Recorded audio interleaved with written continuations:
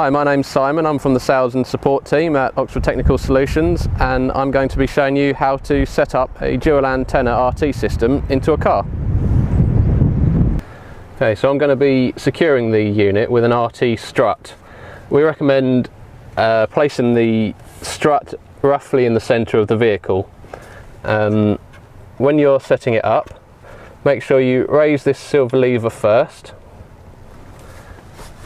secure it to the ceiling, lock the black lever in place, and then the silver lever, this just pushes the top of the strut up to keep it secure, to stop the RT moving around in rough driving conditions. And do be careful of your fingers when you do this, because it can ping down. Now I'm going to put the brackets onto the unit.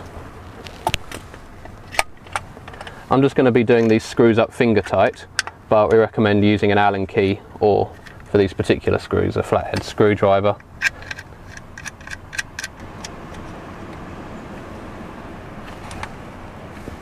Now I've got all the screws in place, just need to mount it on the bracket.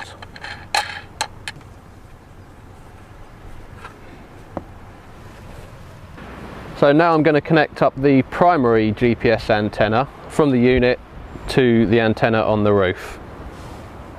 Okay, so now I'm going to take the antenna and attach it to the primary antenna connector.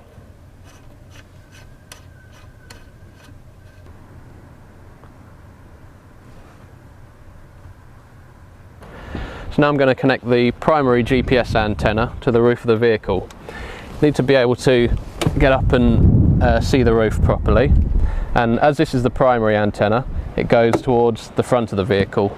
Now this specific antenna doesn't have an inbuilt ground plane, so it needs to be at least 30 centimetres away from any non-metallic surface, such as the windscreen or a vehicle sunroof. So now I'm going to connect up the secondary GPS antenna. Now it's important that these two antennas are exactly the same type and specification and have the same cable length as each other to obtain an accurate heading solution.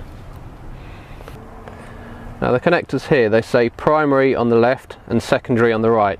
The primary being the antenna at the front, secondary being the one I'm about to connect up at the back. So now I'm going to connect the secondary antenna onto the roof. Now it needs to be in a straight line with the primary antenna, and the cable position needs to exit the antenna from the same direction on both of them.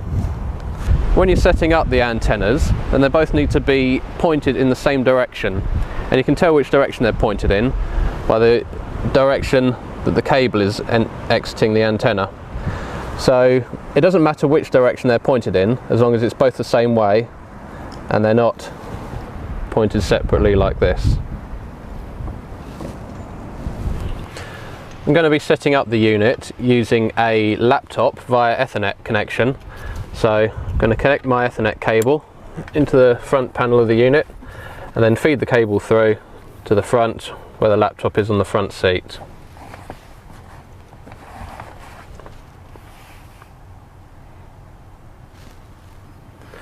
So now I'm going to connect the power adapter to the unit.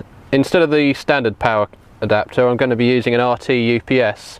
Now the UPS is an uninterruptible power supply, so if there is a power break, then this can power the unit on its own for up to 3 minutes, meaning that the unit doesn't reset itself and needs to be reinitialized and reconfigured.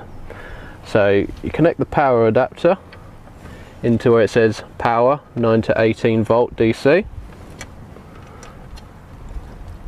Now on this occasion I'm going to be using the car's cigarette lighter for power, but you can just as easily use an external 12 volt battery. And in this car, the cigarette lighter is in the front, so I'm going to feed the cable through.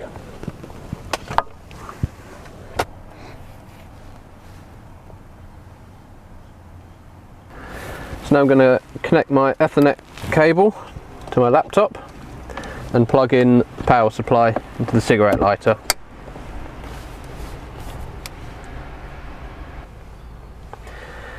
So now you need to have RT config open on your laptop. If you haven't got this, it can be downloaded from the support pages of oxts.com. So the first thing to do is set the orientation of the unit, which is a simple drop down menu, and then we need to measure the offsets from the unit to the primary antenna.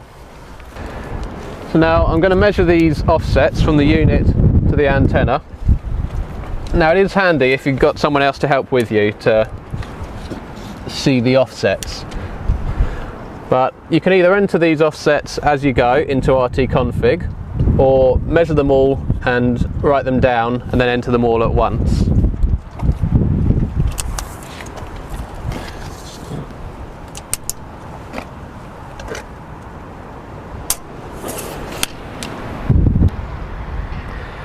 So now we need to measure the separation between the primary and the secondary GPS antennas.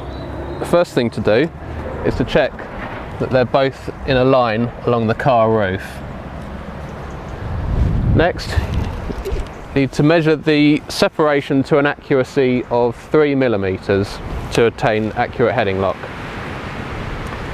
Now we recommend that the maximum antenna separation be no more than 2 meters.